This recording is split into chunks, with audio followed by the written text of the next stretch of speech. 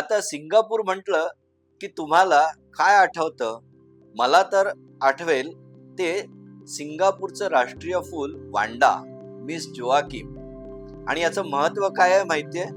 अहो, हे फूल समुद्राच्या पाण्यातनं वर येतं तेव्हा त्याची दांडी, त्याची पानं आणि त्याचं फूल हे इतकं आकर्षक दिसतं की सिंगापूरचे राष्ट्रीय फूल आहे हे लगेच पटतं. आणि यावर काय बेतलंय?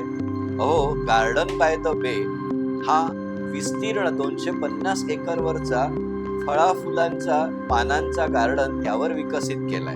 आणि थीम कशी आहे?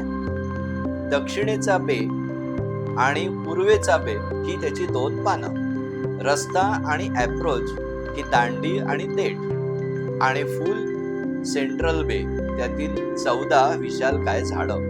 नमस्कार मित्रांनो, गोष्टी वास्तूंच्या विलक्षण निर्मितीच्या या आपल्या YouTube मध्ये मी आपलं मनापासून स्वागत करतो. घेऊन येतोय विलक्षण वास्तू निर्मितीतील सिंगापूर येथील गार्डन बाय द बे.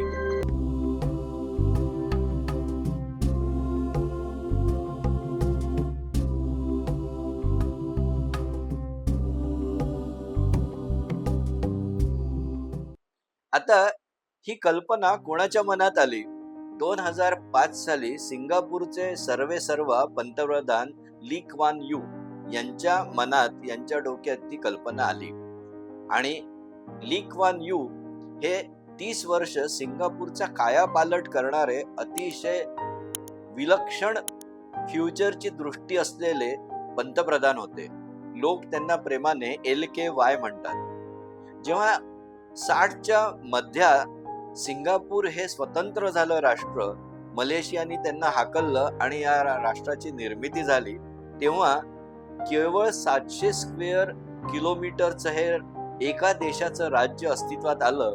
तेव्हा त्याच्याकडे काय होतं? गरिबी, उपासमार, बेरोजगार तरुण, पाण्याची चणचण, हे सगळेच प्रॉब्लेम्स होते.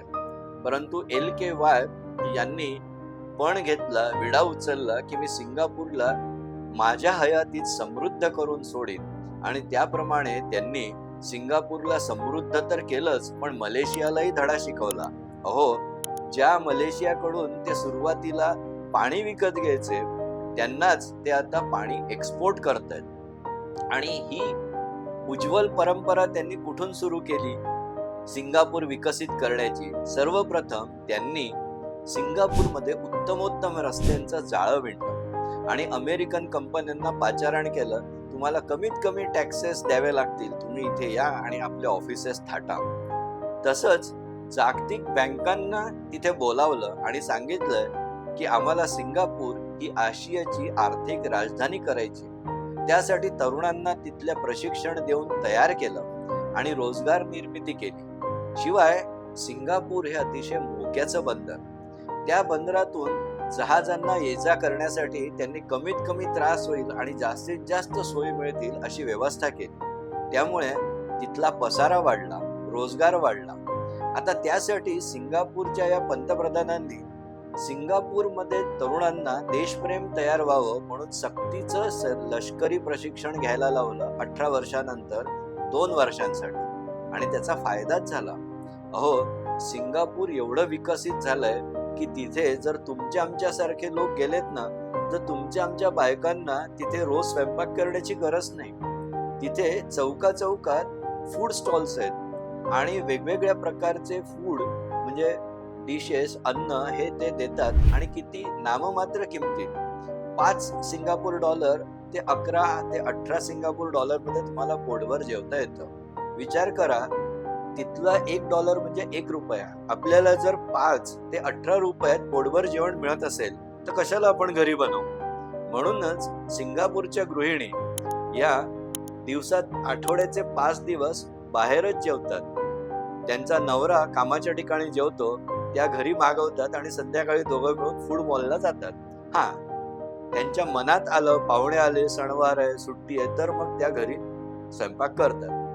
तर अशा या सिंगापूरमध्ये कार घ्यायला सुद्धा सरकारची परवानगी घ्यावी लागते. कारण 25 किलोमीटर बाय 25 किलोमीटरची एरिया, आणि मुळात तिथे पर्यावरणासाठी पंतप्रधान अतिशय जागरूक आहेत. तुम्हाला आधी सांगावं लागतं की कारची का गरज आहे आणि कारच्या किमतीपेक्षा जास्त टॅक्स भरावा लागतो, तेव्हा कुठे तुम्हाला कार वापरता येते.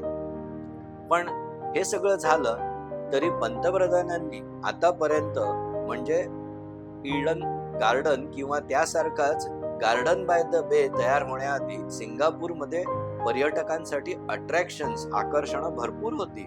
ज्युरॉंग बर्ड पार्क होता, सेंटोसा आयलंड होतं, सफारी नाईट सफारीचं होतं. हे सगळं असलं तरी LKY यांना पर्यावरणाविषयी प्रेम असल्यामुळे त्यांनी हेच ठरवलं 2005 साली की आपल्या इथे अतिशय विशालकाय असे 2 डोम आणि एक सेंट्रल बे अशा पद्धतीचा गार्डन हवा की जिथे जगभरातली झाडं त्यांचं संवर्धन होईल आणि त्यांना बघायला जगभरातले लोकही येतील.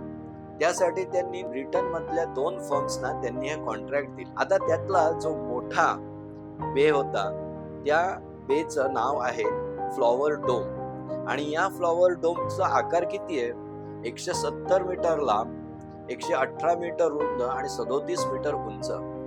जगभरातील 39 प्रकारच्या वनस्पती येथे ठेवलेल्या आहेत. त्यात तुम्हाला लिलीज दिसतील, वेगवेगळ्या प्रकारचे पाम दिसतील, बॉम्बे सिवा, त्यानंतर अजस्त्र कॅक्टस आणि हो बाओबाब्स. ते त्याच्यासारखं तर विशालकाय झाड नाही. या सगळ्या प्रकारच्या झाडांना तिथे लाखोंच्या संख्येने एकत्रित करून ठेवलेलं आहे आणि हे सगळं बघायला तुम्हाला नाममात्र फी द्यावी लागते. तर ही नाममात्र फी भरून तुम्ही जेव्हा या डोम मध्ये जाता तेव्हा तुम्हाला एक वेगळाच आनंद मिळतो. या व्यतिरिक्त दुसरा एक डोम आहे ज्याच्यात पहाडी भागातील झाड आहेत, जिथे कायम पाऊस येत असतो, दमट वातावरण असतं. आणि तिसरं सेंट्रल बे, जिथे 14 मानव निर्मित उंच झाड आहे. त्याबद्दल आपण पुढल्या भागात बघूया. मंडळी, आमच्या गोष्टी वास्तूंच्या विलक्षण निर्मितीच्या या चॅनेलला आवडीने शेअर, लाईक आणि सबस्क्राईब तर तुम्ही करताच, पण बेल आयकॉनलाही नेहमीप्रमाणे क्लिक करा.